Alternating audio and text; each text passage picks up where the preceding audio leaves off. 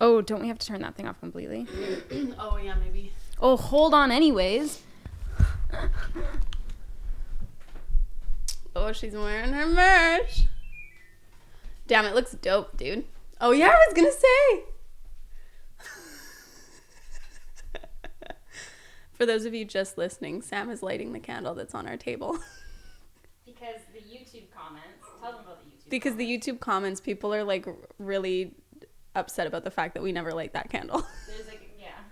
Do you know what though? Oftentimes candles, they like trigger my asthma a little bit. Okay, we can blow No, that's fine. But I do notice that if I'm like burning a candle for particularly long, I'm like clearing my throat a lot more, which is, I mean, you guys are just doing yourself dirty. Yeah. But it does smell good. It smells like apples. All right. Hey, Alyssa. Hey, Sam. No, it's not. Are you ready? I'm ready. Okay, great. I'm also good. Thank you for asking. No problem.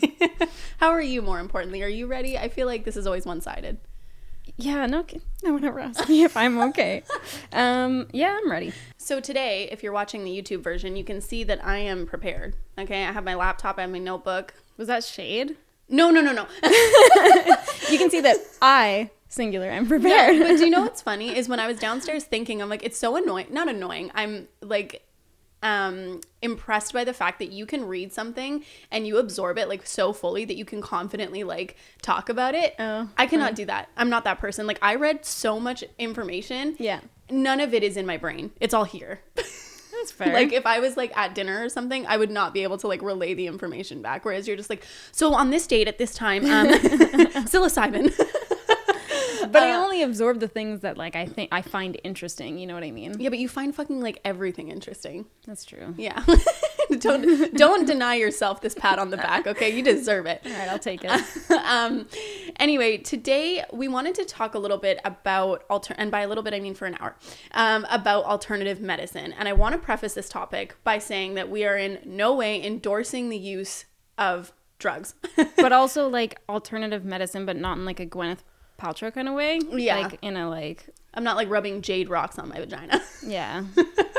But alternative medicine in like the strides that we've made towards things like marijuana, the research into magic mushrooms, but psilocybin specifically. It's weird that like all the articles that I read about it too, it's not calling it psilocybin, it's calling it magic mushrooms. Like it's like these adults being like, yeah, kids. Shrooms.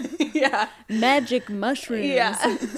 So I want to make it clear that, I'm certainly, and I'm assuming you're not either, endorsing the use of drugs, especially because many of these drugs are still illegal, considered class 1 drugs and stuff like that. And we don't have all of the information and the testing for like a long enough period of time or like in the scale that the FDA needs to approve them and stuff like that. So this is honestly like we're just two girls with Google and an opinion. So that's what we should have named this. Yeah, two girls with Google and an opinion. That sounds like the worst porno ever. Two girls, one Google. Yeah. So please keep that in mind. This is all just from websites that we were Googling just because we were interested about it and we wanted to like have a conversation about it because I think that it is super interesting. And as somebody who struggles with chronic pain, I actually had some people like questioning my chronic pain the other day. Well, as they do. It's like any kind of invisible illness, right? Yeah, which is fair. Like I don't really get offended. It's just more so interesting to me because the people in my life like accept my chronic pain for like what it is sort of thing. So I was really interested by that. They were like, but really, is it every day? And I'm like, well, it's kind of what chronic is. Yeah. So, but with my chronic pain, I have really taken a stance against wanting to go on like narcotics, like opioids and stuff like that. Yeah. Especially because of my addictive tendencies. Is that like the main reason for you? Oh yeah, 100%. Yeah, because when I first like fractured my back, they didn't offer me anything because I was so young, obviously. But as I've grown older, my doctors and stuff like that have, had the conversation with me that going forward, that is what we're going to have to do is just talk about pain management. And I am really scared because opioids in general really scare me because like my voice is like shaking even like thinking about it. Opioids. Ever since watching that, there's this documentary right now on Netflix called The Pharmacist. Yeah. The Pharmacist? The Pharmacist. Yeah. And it was wild. Like that was such a wild documentary. You guys should watch it if you haven't. But it's all about like the like opioid crisis. Yeah. Down in the States. Well, and specifically, the company like marketing it, even what is it? What was it? Oxy? Yeah, Oxy. Oxy, whilst knowing that it has like obviously addictive properties. And that is the thing, is you do get like physically dependent on these medications. And that's what really scares me, because my like mental addiction is already so strong. Yeah. To like almost everything.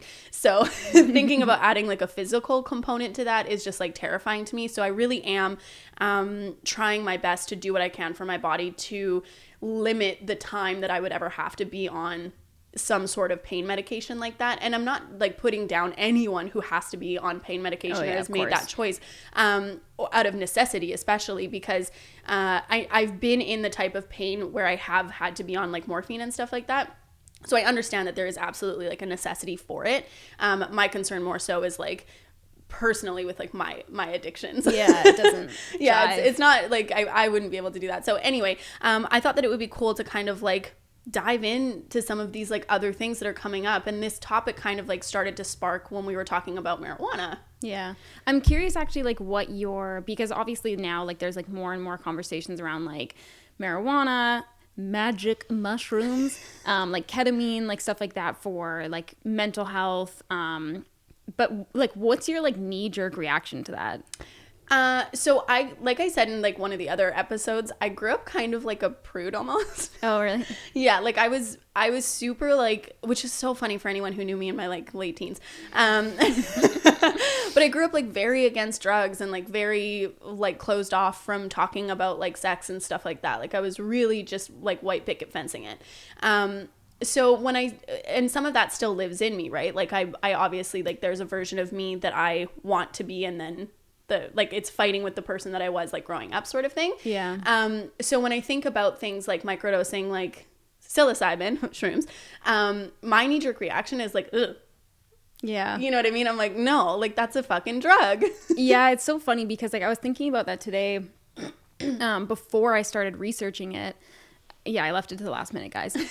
Before I started researching it, I was like, I've heard other people talk about it and like friends talk about it and stuff like that. And I'm like, okay, you kooky bitch. Like, you know, like it's like my immediate reaction is like, that's like hippie shit, you know, like that's not like, I need some science going in here, you know?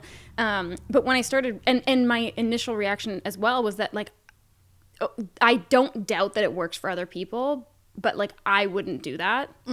Why though? Right. Like, why is that? It's literally just stigma. That's the only thing, because like, why is that, you know, less appropriate than me taking Wellbutrin for depression? And when I started doing the research on it, I was like, well, this is like, first of all, that sounds significantly cheaper, more effective, quicker, like everything. And it's like, you don't have those like, I mean, I'm sure there are some side effects, but like when you look up the side effects for like all of these medications for whatever it may be, so for me, depression, the side effects list is like gigantic. Like it's huge. And like, that's not, you know, a lot of those things aren't like rare cases that they have to mention legally. It's like, you probably this is will happening. Get this. Yeah, like fucking gear up. Like it's, and I think that's the thing that's so funny is like, it's just, there could be things out there that are better for you, but just that stigma around it immediately makes you want to be like, no.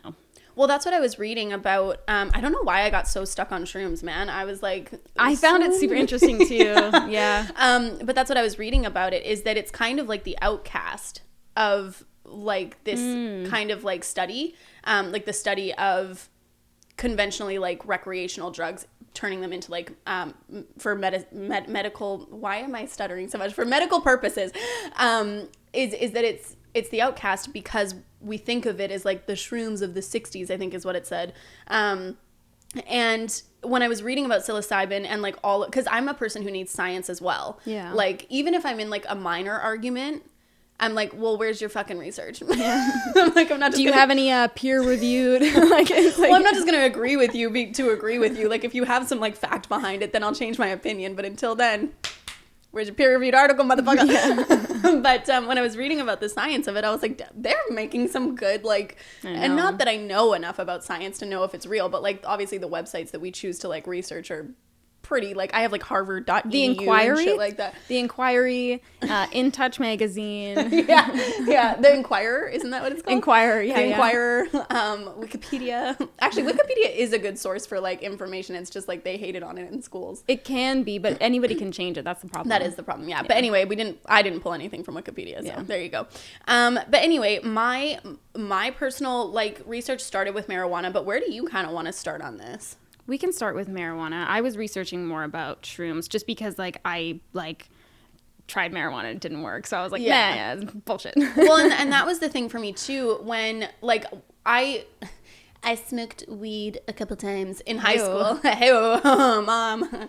Just kidding. She's like the least worried about that probably. Yeah. And she's like, I hope it's weed. I hope it's weed that you're doing. Just like praying. No, but it didn't, I didn't like it, quite frankly, which is like so funny because that like the other shit that I did, like you would think, but anyway. Like recreationally, you never enjoyed it. No. Yeah, I mostly did it because we had like one friend who like wanted me to be like a like smoking buddy, and so I like did it a few times, and then I was like, I just don't like this. But I do distinctly remember this one time I was having a really bad problem with my back, and it wasn't related to the fracture that I continue to live with. I was like growing this like lipoma, which I still have, and we're in the process of like trying to get removed. The long sordid, we'll have a podcast episode just about me trying to get rid of this fucking thing. No kidding, dude. But this was when it like first showed up, and that was when it was the most painful, and I was like struggling so hard with it that I couldn't even like sit. Like I couldn't sit, I couldn't stand. I like when I was laying, it was just like so painful, and the guy that I was seeing at the time was like, why don't you just try this? Like, why don't you try like smoking weed? And he was a little bit like more on the other side of like, let's just do drugs to make everything feel better. Just hit the blunt, babe. Yeah. So I was really like against it. I was like, shut up. Like, I'm just going to take an Advil. But like literally all of my efforts were like for naught, like taking baths and like stuff like that. It just was not helping. And so I did end up doing that. And what I found was that more so, because what I was reading, it says that it lessens the pain, and in my experience what it was that it took my mind away from the pain. That's what I found. It wasn't like the pain was gone, it was that I was like so not like out of my mind, I was still like able to function, but it was almost like it was just in the background sort of thing, like so dull. And I found that really interesting because a pain that is so strong, you would think that it would like overpower that sort of like psychedelic effect, because THC is what gives you that like high. And I'm like, I know so much about weed. It's like the main thing that everybody smokes knows. Weed one time. Yeah, exactly. But I did find that it like put that on the back burner. I could still feel it, but it wasn't like taking up the entirety of my like being. And so that was really helpful. But again, like I don't like being high on weed. Yeah. So I only did it that one time for the pain. And when cannabis was legalized in Canada, and like these dispensaries started popping up and stuff like that, it took me about a year to try it again for my back pain. And I didn't want to try like THC, anything with THC in it, because it really gives me like this, like not paranoia, but like existential crisis, where I'm like, what is beyond the earth, and like what happens to us when we die? Is it eternal boredom? Like some weird like, I don't want to go there shit. You're just like staring at the ceiling alone, like, what is my life? Yeah, dude, it's bad. I don't like it. It's like a bad time for Alyssa. So I did try CBD. And what was interesting was it didn't actually help my pain at all. I feel like it helped me fall asleep. Which is interesting because I didn't really find that in the research, that it was like, will help you sleep. I've heard that though from other people as well, that they take it to help sleep. Yeah, CBD, right? Yeah. Yeah. But from what I read, it was saying like THC helps you do that. But I don't know, maybe I'm wrong. But it did help me sleep. And then the next day when I woke up, I had this interview with an agent in which I would have been like way too anxious to like talk to them or like be myself, and I went in there just like literally as myself. And so I do find that it helped my anxiety quite a bit.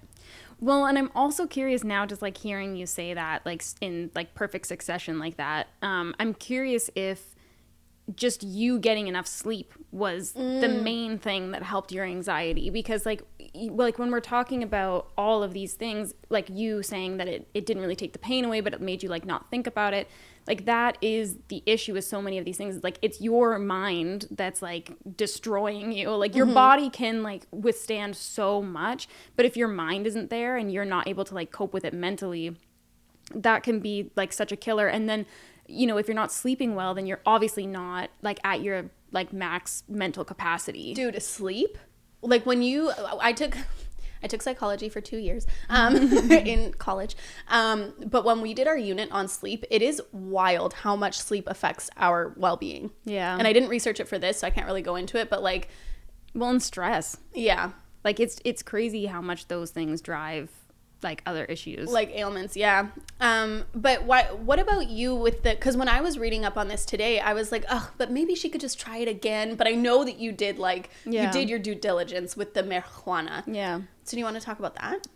Yeah, so I was kind of just like at the end of my rope. I was feeling really frustrated. And for the longest time, like I've been against going back on medication. I just really didn't want to. It was like, again, kind of like a stigma thing, but also I don't like having to put things in my body if I don't have to. You know what I mean? But a friend of mine had continually said that, like, you know, like weed helps her so much and she uses this for that and like whatever. Like she uses everything, like all kinds of different shit for whatever she needs. Like in the cannabis, like, yeah, like tinctures and like balms and like across the board, like everything. That was balm, not bong. Balms. Yeah. I'm sure she's hitting the bong too, but I'm talking about creams. I'm talking about body creams. Yeah, she had like recommended it a few times, and she was like, like what's the harm, basically? Yeah. Like this isn't like just try a little bit of heroin. It will probably, you know, it's like this is so different. Like it's so. I mean, drugs are drugs, but yeah. I was just like, ugh, you know, okay, fine, whatever. And this was actually before it was legalized, but Vancouver had dispensaries downtown forever. I think, it was decriminalized, right? Yeah, exactly. So anyways, I went in there and I talked to them about it. I felt like such a fucking dweeb going in there. I was like, hello, I would like to try some weed. Do you have anyone who could help me? Did you go in by yourself? I think so. I made you come with me the first time because I was uncomfortable. Yeah. It is uncomfortable. Well, and especially because, like, I mean, maybe this is just, like, more, like, me as an outsider, but it does feel like there's, like, this really, like, pretentious, like, air around people who are, like, super into, like, cannabis, like, as, like, a lifestyle thing, you know? And so I was like, oh, my God, they're going to think I'm so dumb. But they were so nice. And the first person was like, well, just try, like, a vape pen with CBD and, like, see how that goes, whatever kind of thing. Nothing, like literally, like I experienced nothing other than like it was fun to like puff on this little thing. And then I recently was thinking about the fact that like I had that in my car, and I had just kind of forgotten about it because like I wasn't really using it that often. And I like drove back and forth across the border with that thing in my car. That gives me anxiety currently. I know. And I was like, holy fuck. Like I could have gotten in so much trouble for that. Like, and it's nothing. Like, that's the thing that's so funny is like, it's not like I'm like smuggling drugs into a different country, but like that is like, how legally it's viewed. That is what you're doing. Exactly. Like by the book. That's exactly what I'm doing. You fucking drug smuggler. I know. I can't believe it, dude. I'm really living a life of crime and I didn't even know. It was under my nose. I didn't realize. Yeah, it did nothing for me. And then I went into a different dispensary that was a lot classier. It was like a very gentrified, like they had like wood, like fixtures. Was it at that expensive one that we went to? No, fuck that place. That place is ridiculous. That's a whole other level. That's like, there's this place downtown that is, it's like a weed boutique. It is. Like, it's ridiculous. My CBD pills were like $100 for like 15. I was like, yeah. And you have to order it through an iPad. Like it's not like people will help you. You have to like go onto an iPad and like complete your order in store and then line up in this queue and then they like deliver you your like hand packaged. Yeah.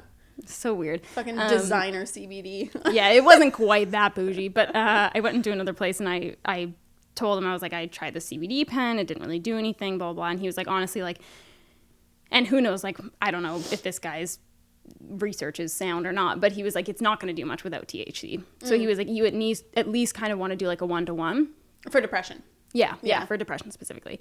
And so then I got a different type of vape pen from him that did have THC. And at first I was like against that because I was like, I really don't want to get high. Like that's not my like, I just don't like the idea of it even. Like obviously I'm not like a drug doer. So yeah.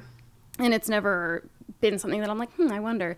But I tried that every night for like a month and nothing, like literally nothing. And I was like Googling like how to smoke because I'm like, am I just doing this wrong? And like Matt was like watching me smoke and shit. I'm like, I feel like I'm like a 12-year-old. Was that embarrassing? Yes, of course it was. I literally was like away from him and he was like, I was like, no, stop. This is like so patronizing. And he was like, just let me watch you. I'm like, this is so weird, Matt. Like, I don't want to just like smoke in front of you. And I was like calling a friend of mine who uses. I was calling a friend of mine who like uses it for like medicinal purposes as well, and she was like, let's just smoke over FaceTime, it's okay. And I was like, this is the fucking, I'm 26, what's wrong with me? Like, did you guys smoke the Mary Jane over FaceTime together? Oh my god, I was like, give me a fucking break, dude. I'm like, I'm already smoking in front of my husband like some fucking oh my god, it was so stupid. But I was like, is this normal? Like, do people not get high? Am I breathing it in wrong? Am I doing something wrong? Whatever kind of thing. Yeah, nothing happened. Nothing came of that ultimately. Yeah. You never got high? No. I do recall. But not even that. It wasn't just like not getting high because I wouldn't have actually cared about that. That would have been great. Yeah. No like change in my mood, in my demeanor at all. Right. In any way. I don't know if you want me to tell this story, so you can cut it out if you want, but I remember in high school, the first time you smoked weed, I remember you telling me you didn't get high. Yeah. And I remember thinking like, okay, well, she probably just was like not like breathing in or like whatever. Yeah, but what a lot of people say as well is that you don't get high the first time usually, and like the second time you will. And then so I was like reading about it because I'm a dweeb, like trying to like learn about it and stuff like that when I was trying to use it medicinally. And there were some people that were like, yeah, you might not get high until like your 4th time or your 6th time or whatever. And I'm like, Jesus Christ, like what? Jesus Christ, like this is so brutal. But like nothing ever came of it. And I don't enjoy smoking. Yeah. Like that shit fucks up my lungs. Like I don't like the feeling of it. I don't like find it fun. You're not a substance user. I'm really not. I'm not down with it. Well, and what did I send you the other day? I was in the bath and I was just like researching whatever I was researching, can't remember. And it was like 1 in however many people don't get high or don't get addicted. I can't remember. And I was like, I feel like you just don't have this gene. Well, it can be both because like when it comes to like genetics surrounding drugs, I think we might have talked about this on the podcast at one point, but there's like certain people that have genes that make certain drugs like less pleasurable to them, right. Or they might be more susceptible to addiction, like twice as susceptible to addiction with a certain drug. Every drug. No, I'm just kidding. And then there's also sometimes genes that like end up canceling each other out. Like it may be like something's like half as pleasurable to you, but you're also like twice as likely to get addicted, but they end up kind of like canceling each other out. Oh, weird. Yeah, so there's like all types of, which like that's super, super interesting to me because it really, like there's such a stigma around like drug use and addiction and stuff like that. But like I feel comfortable saying that like a lot of that ends up being things that are like out of your control. Mm-hmm. Like it's just actually your genetics. Like that's what's going on inside your body. Well, and that's what I was going to say about like being happy that there's research and like studies surrounding that, because then it takes away some of the argument that like addiction is a choice. Yeah, you know what I mean? Yeah. And it's like that's a whole other topic that I like obviously have opinion on and stuff like that. And that people like it's a obviously very like debated topic. Yeah. But yeah, I do like that there's things that we can like hang on to be like, okay, but genetics. Mm-hmm, exactly, you know what I mean? Like there's something tangible to be like, okay, regardless of your opinion about it, like, right. Because I think that's the difference is like people mistake like your experience with like an actual fact. Like right. It's like you might think that. Like, you might think that because you don't experience what addiction feels like. But, and like, that's like for me, even trying to relate to Matt when we first started talking about like his addiction and stuff, it was really hard for me because I'm like, how do you just not think about it? Like, how do you just do it? Like, that makes no sense to me because my brain doesn't function that way. Right. So it's like, if I was just to take that as fact, like that across the board, everyone experiences things the way that I do, then yeah, of course I'd be like hell bent on that opinion. Right. But it's like, that's not reality. Yeah. Yeah. So anyways, marijuana, I did nothing for you. Yeah. Well, let me talk about it from a drugabuse.gov type of way. Awesome. That's my favorite way. Do you know what? I was actually really surprised because I feel like for a long time, like, and I don't know where this feeling is coming from because I don't think I researched it, but the government was like really against like these sorts of like drugs for medical use. But maybe that's just like my interpretation of it. But this website was actually like really unbiased, I felt. Interesting. Like this article on this website. So like the FDA has not, I don't know when this article is from actually, but it says that the FDA has not approved it as medicine because it requires like hundreds of thousands of subjects to determine like the benefits versus like the risks of it to be used in medicine. But they did like outline that the marijuana plant like has more than 100 cannabinoids. And like, that's what is like doing shit to you. And your body actually already naturally has cannabinoids. Yeah.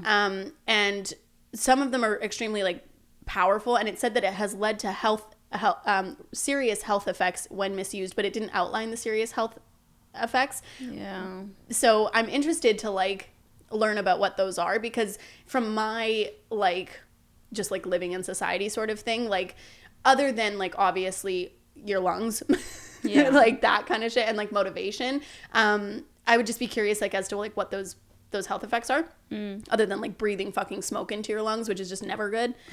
But yeah, it was saying that the cannabinoids that our body produces play a role in regulating pleasure, memory, and thinking. Interesting. The regulating pleasure for me was really interesting because like, this is just from me, not a scientist, but like if your body isn't producing enough of those cannabinoids to like regulate pleasure, like that could then to me like be a part of depression.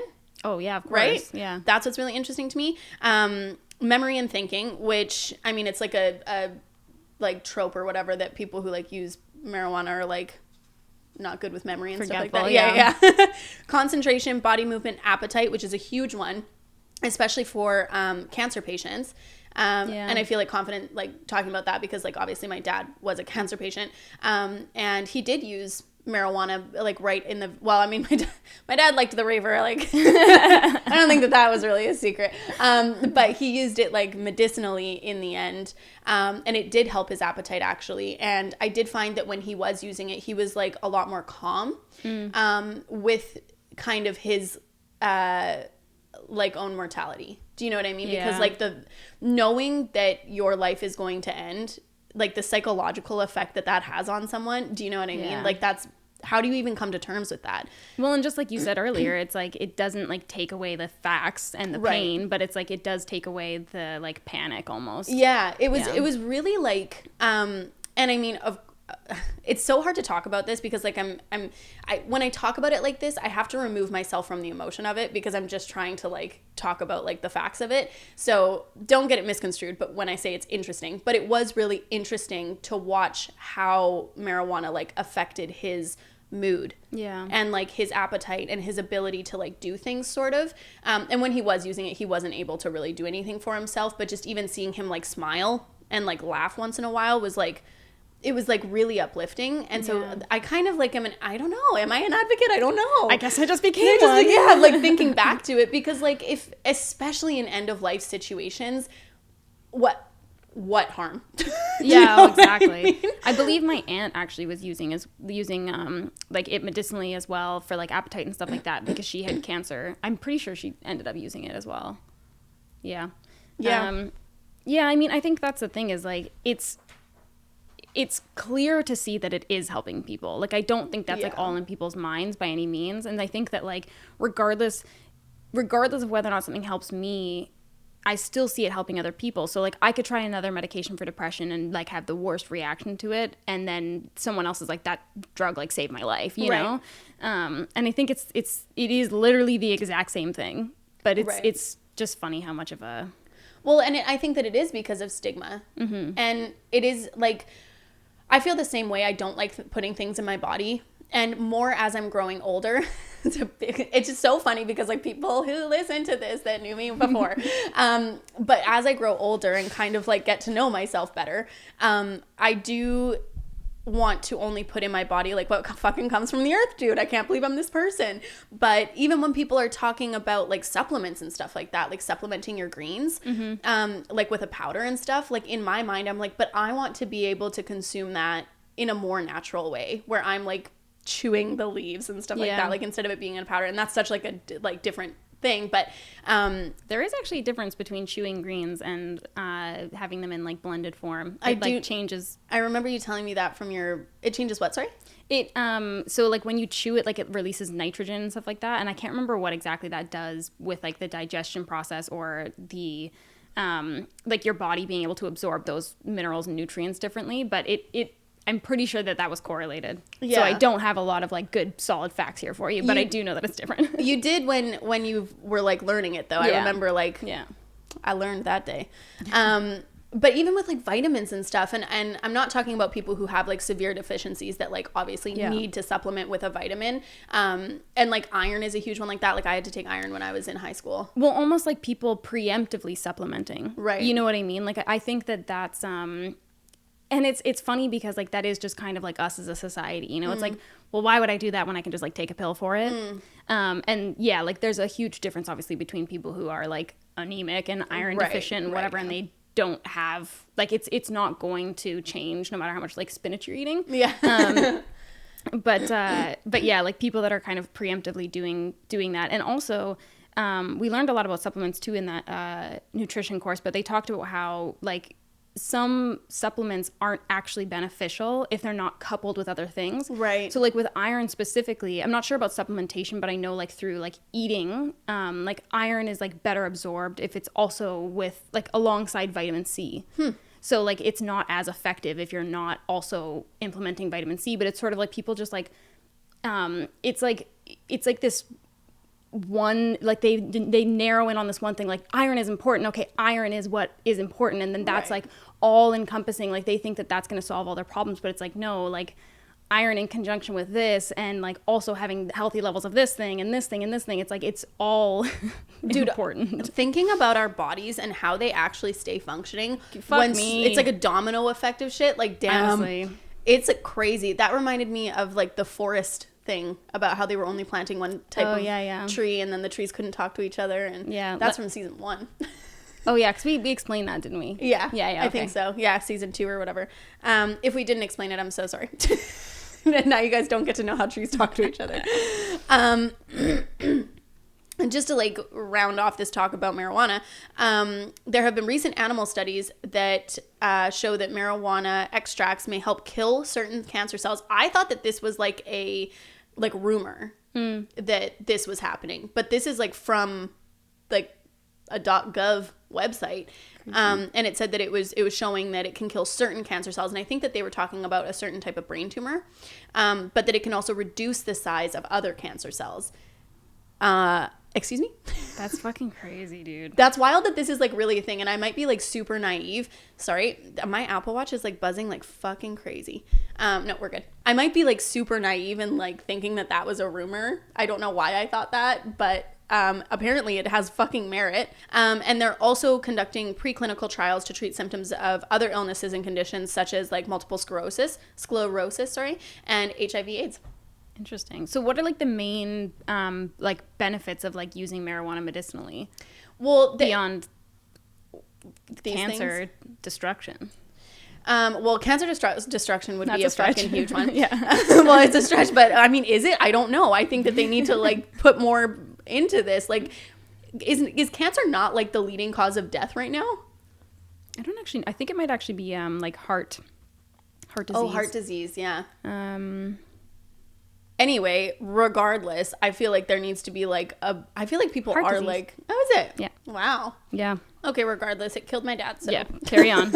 I'm biased. Yeah. Pretty sure that's the fucking leading cause of death if I'm in my if I'm not family. mistaken. Yeah. Well, I mean, all the things that I outlined, like appetite, the possibility for it to help depression, pain, inflammation was another one. It was supposed to help. What else? Was anxiety like specifically on there as well? Depression. Yeah, it had depression / anxiety. Okay. Yeah.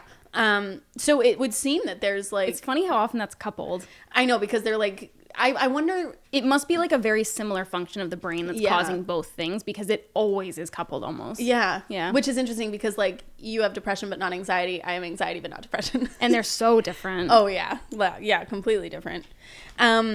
Anyway, I was really interested in that because I don't think that I was really like a cannabis hi baby girl. Kuma just like really infiltrated the podcast just now.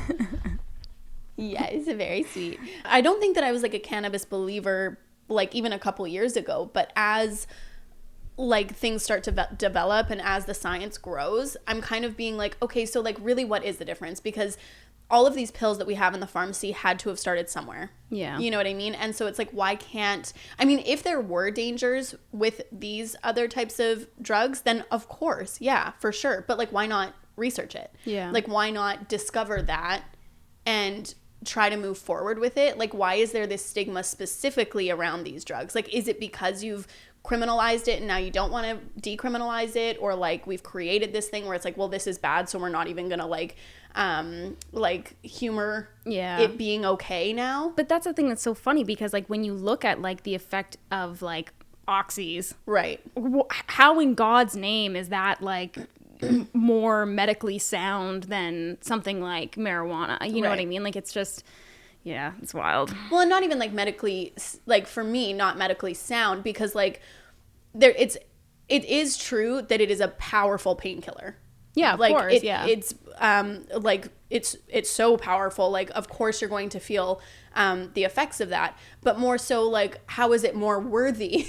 Yeah, like more. Yeah, like what I was meaning kind of is like how is the government viewing that as being appropriate for whatever you're using it for, versus like marijuana being entirely inappropriate. Right. Well, and I think even still, sorry to like, I feel like I'm dragging this on so much, but it's interesting to like grow up right now where there is at least, like, I do feel like it would be pretty hard to get your hands on that from a doctor in my experience. Like, I haven't tried, but I know that like there's pharmacies that say they don't keep them on hand. Doctors won't prescribe them unless they're your like primary care. Sorry, with oxys? Yeah. Yeah. Like your primary caregiver and stuff like that. But I mean, from watching The Pharmacist and hearing about like opioids even like 10 or 20 years ago, how long was it? Not that fucking long ago. Yeah. Well, because I mean, when Matt was using, it was still like readily available. Yeah. And that to me is so crazy that it was so readily available back then, because I feel like with my age now, I'm like, oh, there's no way I could just walk in and get a prescription for that. No. But back in the day, I feel like that's how it was. They were just handing like, out right. like freaking free condoms. Yeah. So I'm thankful that there is some movement in that regard, because I mean, I do agree that like that's the thing though, is they created all these addicts because it is addictive, and then obviously like the heroin industry started booming. Yeah. Anyway, that's a fucking other topic. Gosh. Well, and I was gonna say too, like in regards to marijuana and stuff like that, I think that a lot of the stigma comes from just like blatant racism. Like I do think that that's where like that often stems from, because like that's seen as like, you know, like this is like a black crime issue. And I think that there's, you know, it's unfortunate when you look into like how many black people are actually criminalized for that, how many black people are in jail for that kind of thing, and then how many white people are using it, and it's like totally fine, and it's like this cool new hipster thing, and it's like whatever, like people don't have any issue with that. I think that a lot of that stigma does come from racism, and I think that that is so like deeply embedded in our society that it's like it goes beyond just like studying and being like, oh, that actually is like not that bad for you, and it does help and whatever, because it's like I think it's just coupled with all of these other issues that go into our society, but that's a whole other topic as well. Yeah, well, I can't even like begin to talk about like the criminalization of people in regards to marijuana, because it makes my fucking blood boil. Because I just think it's so ridiculous, and I do think that those numbers are skewed in a racial way. Absolutely. Yeah. And Well, and it's frustrating as well, because now, like, it was so odd. We were at the movie theater the other day, and 2 of the commercials that played before the movie were for 2 different like marijuana companies. And I was like, this is just so odd. Like, it's crazy that there's people sitting in our jails. Yeah. And we are sitting here now watching commercials for it because it's legalized and it's all gravy and whatever. You know what I mean? Like, it's just like, but that, them being criminalized for this thing that now we're like, oh no, it's fine now. It's like nothing's changing though. Like, those people are still sitting in jail for like these petty drug crimes. Yeah. It's so, yeah. Anyway, that's a whole nother thing. Yeah. Anyway, that I think wraps up my feelings on medical marijuana. Hey, do you want me to tell you about shrooms? I would love to. I'm really Okay. interested about shrooms. Not that I'm like gonna do them. It's like I'm interested in the science. I mean, you might. So I'm gonna read this out to you. Basically, in this one study that they were doing, I think they had 400 people. Yeah, I'm pretty sure there's 400 people. Within a week, people were seeing like benefits in depression specifically. And then this is one dose, and this lasted people like 3 to 6 months of like benefits. And basically, what it said is that they found that psilocybin may effectively reset the activity of key brain circuits known to play a role in depression. And so what they found was that psilocybin was enhancing responses to negative emotional stimuli, which seems like kind of like counterintuitive, but it's like basically what they found was that that increased response was correlated with like improvement, like way bigger improvement in their depression, because it like enhanced emotional responsiveness. And then like even though they were going through that experience of like these heightened negative emotions, it was like they found that it was like more effective in terms of like them having a greater willingness to accept all emotions. They felt like previous depression treatments had worked to reinforce emotional avoidance and disconnection. And I think that's interesting, because when a lot of people talk about different types of depression medication, one of the biggest things that I hear through like my research and talking to people is that they felt like numb. Mm-hmm. Like they're like, I didn't feel happy, but I felt like nothing, which was better than feeling like shitty. But it's like, like, what is that actually solving? You know what I mean? Like, that is just still like kind of like almost like walking away from the problem. So, okay. So that, I'm sorry to interrupt you, but I just want to read this paragraph, because the reason that is because it inhibits the receptor. That's what traditional like antidepressants do. Mm-hmm. And there's no way that I can condense this in a way that makes sense to me. So I'm just going to have to read it like, give it to me verbatim. And so this is from psychologytoday.com. Who's the author of this? Because I am reading it verbatim. Gary L. Wank, PhD. Is that the way that you cite things if you're reading them verbatim? I don't want to be like inappropriate. That's how we're doing it here today. Okay. So psilocybin is spontaneously converted into psilocin after ingestion, which is more lipid soluble and the actual psychoactive agent. Recent PET or PET evidence, I don't know if that's like a PET scan or what, but suggests that psilocin's psychoactive actions depend upon its ability to stimulate one specific serotonin receptor called 5-HT2A. Okay? Yeah, I know it well. Yeah. So to date, psilocybin has demonstrated modest, although some authors claim promising, results in clinical trials for the treatment of depression, addiction, post-traumatic stress disorder, and death anxiety. So many different species of that mushroom contain a range of tryptophan-derived beta-caryopyllines, such as harmine and harmine, that may also positively influence brain function. So they're saying, like, why are those important in the action of psilocybin mushrooms? They're potent inhibitors of an enzyme called monoamine oxidase, which is responsible for the inactivation of psilocin. So this produces a variety of natural products via unique pathways that diverge from the same building block. And it's saying that all these contribute directly or indirectly to the same pharmacological effects of, I'm assuming, the antidepressants. So it said, now that you know what's inside the fungus, would anyone expect that it would be useful in treatment of depression? In fact, no one would have ever expected that a 5-HT2A agonist like psilocybin could be useful for treating mental illness.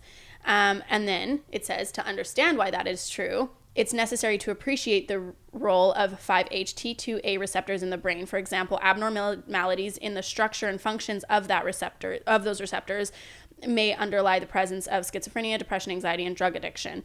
So these conditions are treated by drugs that block the 5-HT2A receptors. So, and then it says, let me emphasize that point. Drugs that treat depression and anxiety act exactly opposite. So, it's saying maybe the benefits of the psilocybin mushroom are due to the actions of the beta carbolines. So humane and harmaline, this is so hard to read as a non-scientist, produced an antidepressant-like effect in a recent animal study. Drugs that block monoamine oxidase have been used for many decades to treat major depressive episodes when other medicines have failed, but they're not widely prescribed today. So that would have been like similar to what psilocybin's doing, but they're not widely prescribed today because apparently they have like a nasty side effect with the benign name, the cheese effect. So if a person taking a beta carboline or any monoamine oxidase inhibitor consumes food that contain the amino acid tyramine, which is found in beer, cheese, and wines, their blood pressure can increase dramatically, leading to hypertensive crisis, stroke, and death. Perfect. Yeah. So they said that our knowledge of the complex actions of the contents of the psilocybin mushroom in the brain may one day lead to improved therapies for depression. However, they're not there yet. Almost certainly, those individuals with depression who do not benefit from standard antidepressant therapies may find benefit in using extracts of this mushroom as long as they can manage the risks of the cheese effect. So to me, what's that saying, even if you want to cut that out because that was so boring, like maybe to a lot of people, to me what that's saying is like the antidepressants are like inhibiting that, which would make sense that you're now inhibiting the ability to like feel like any feeling almost, instead of like, yeah, like just inhibiting so like you're inhibiting the like bad thing from getting to you instead of taking away the bad thing altogether. Yeah. If that makes sense. That's what that means to me. Well, and so like with like this is saying like about like that this like leads to like basically an emotional confrontation. So rather than you know, like having something inhibiting you from feeling that or whatever, it's like you are experiencing it, like old traumas and stuff like that, but they're saying that like it led to like emotional breakthrough and resolution ultimately, right?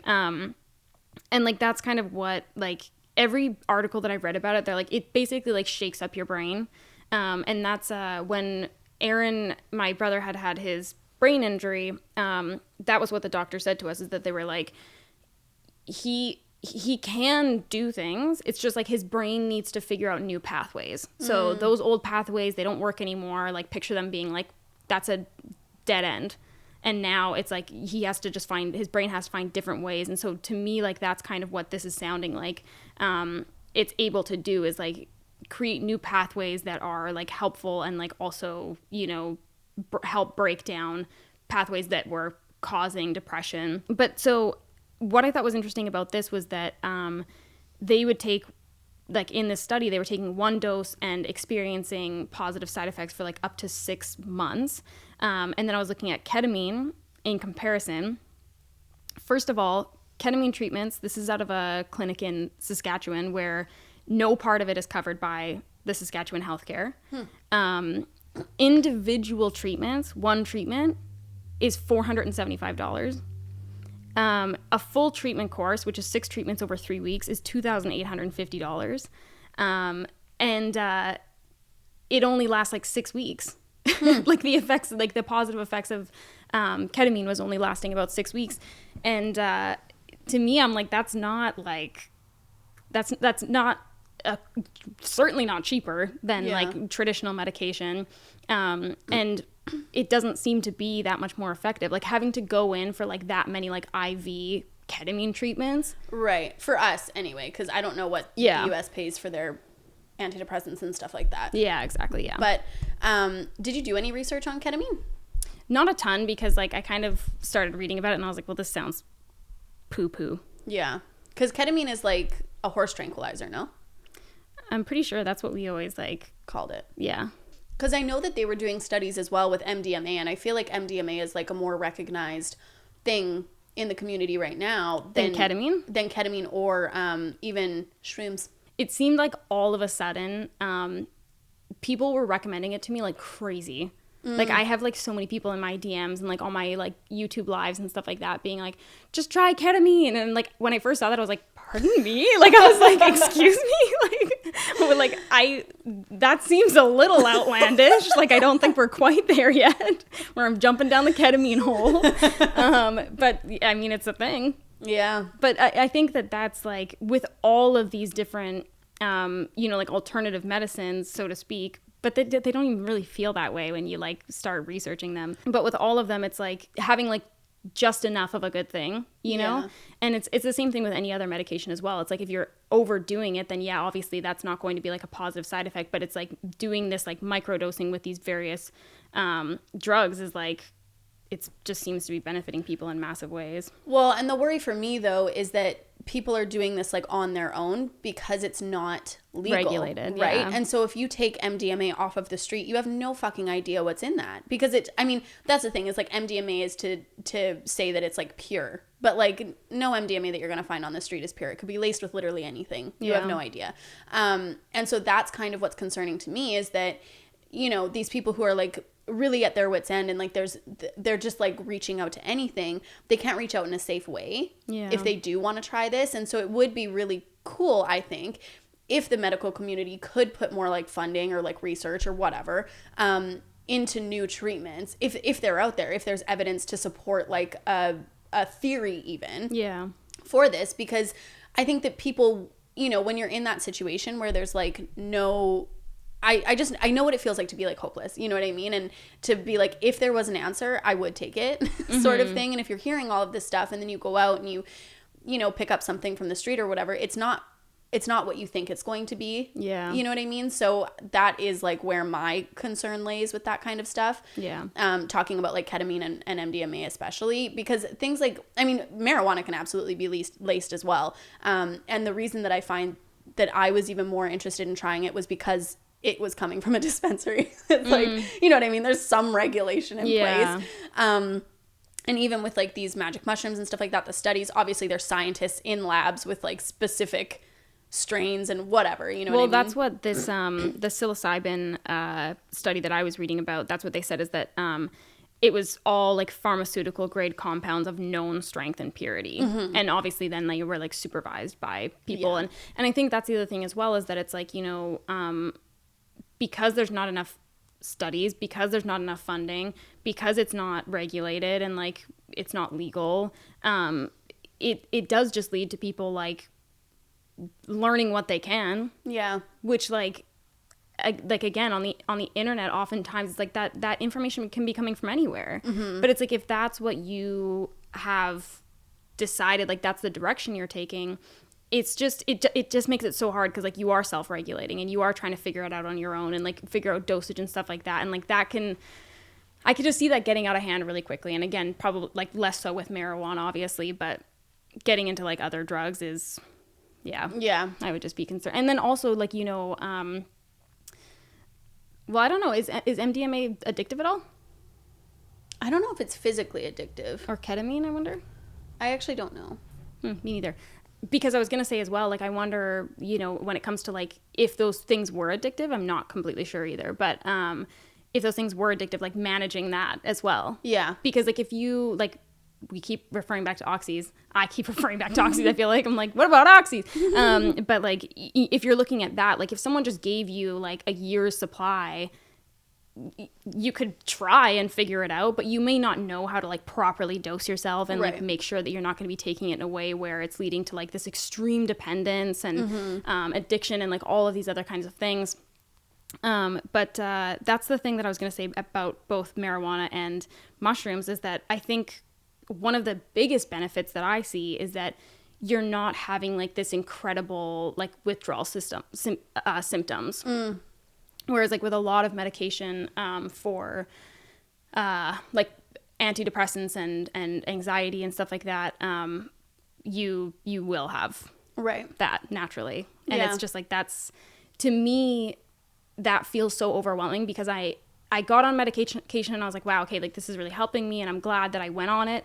But now I'm like literally terrified to go off of it. Right. Because I'm like, first of all, am I going to be able to handle that? Secondly, you know, like what are the withdrawal symptoms going to be like?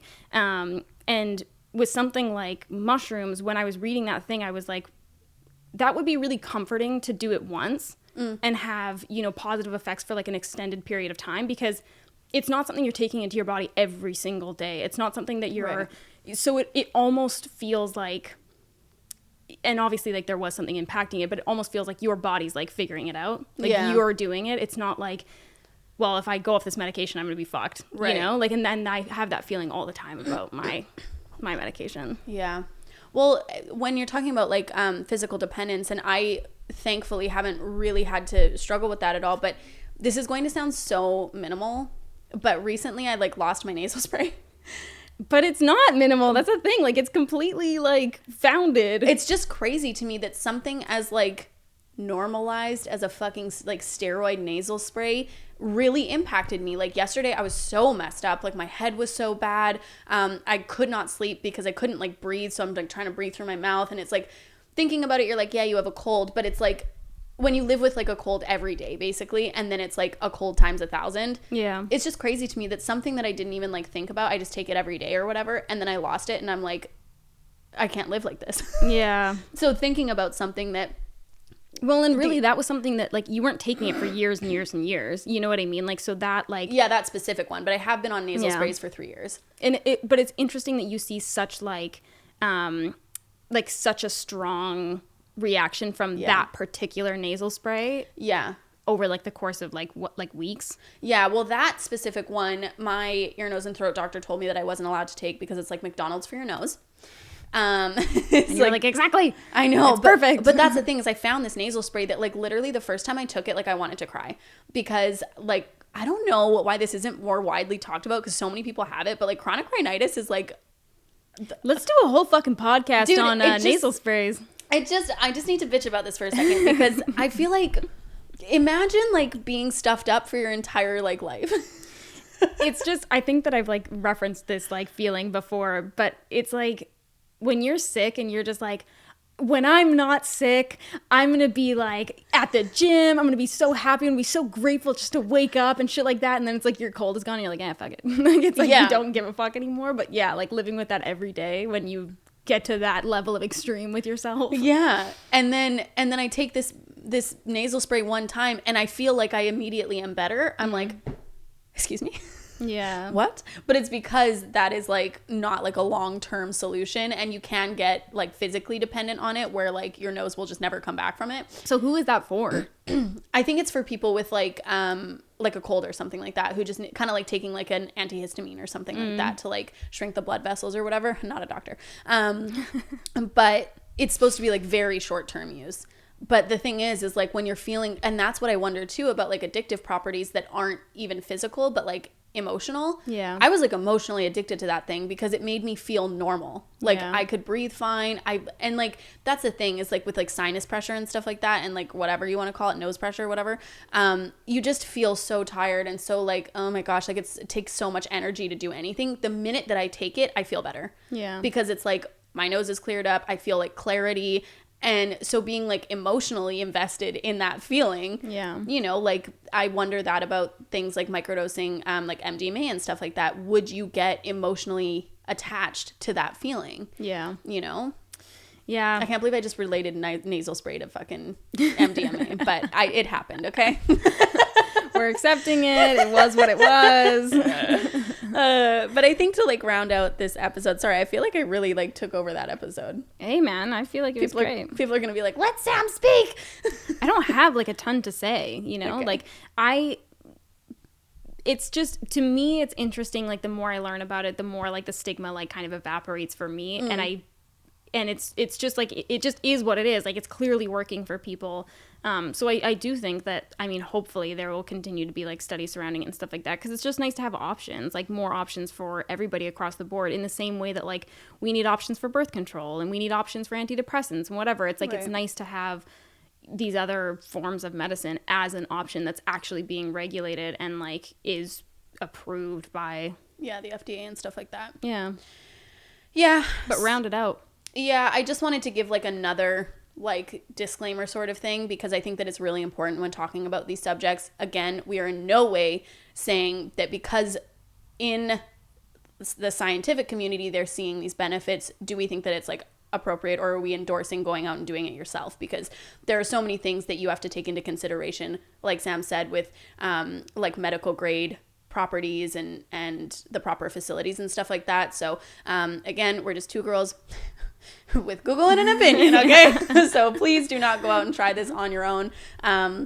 That's not what we're endorsing, but I do think that it's very interesting as well. And I too hope that they continue with these studies. Yeah, if you guys, because I know that there will be people that like are so much more into this, definitely let us know like what your experience is, what your thoughts are, like what you've learned about it, because yeah, I do think it's really interesting as well. Yeah. And even like if you guys have resources that podcasts we can listen to. Yeah. Yeah, I'm actually really, really interested in this. Yeah. Could you imagine if there was just something out there that like fixed my like chronic ailments and we just didn't know? Well, that's like when I'm reading about some of this stuff, it's like it does sound more like it's not treating, it's curing. That's like I'm generalizing and I'm like jumping to conclusions myself emotionally, but like but it's that's how it feels reading that over like reading articles about like my antidepressant. Right. And it's like it is like pretty incredible to think that there is like a possibility that's out there. And actually a subscriber of mine the other day, she was talking about medication and stuff like that to me on Twitter. And because I had like written this thread basically being like, I get it. Like if you're like, it really is that hard sometimes. It really is that difficult to like go through life, and I understand and whatever. And she had responded to that tweet being like, you know, like I found this medication. It worked so well for me, and like I can't afford it right now, but just knowing that it's there is like what pushes me through, because like I know that there is something that makes me feel so good. It makes me feel myself again. So it's just like I just keep pushing for that moment. Yeah. And it is like, it's oddly comforting, even if like I'm not currently taking the shrooms. It's oddly comforting to think that like that's a possibility in the future. Well, and that's what my mom like keeps saying to me too, because like I keep trying to like diagnose myself with these things and then getting like really worked up about it, and she's like, but like baby, you just want an answer. Yeah. And like that is what it is. Sometimes just even having an answer or like having a medication or whatever is like, again, for your mind is like enough to keep you pushing through. Yeah. Imagine you just take like fucking shrooms and you like are feeling great. I honestly can't even imagine what that would be like. Because like even like with my antidepressants, they're super effective. We're never going to let this topic die, clearly. Everyone's going to be like, you're not that well researched. Like this has gone on too long already.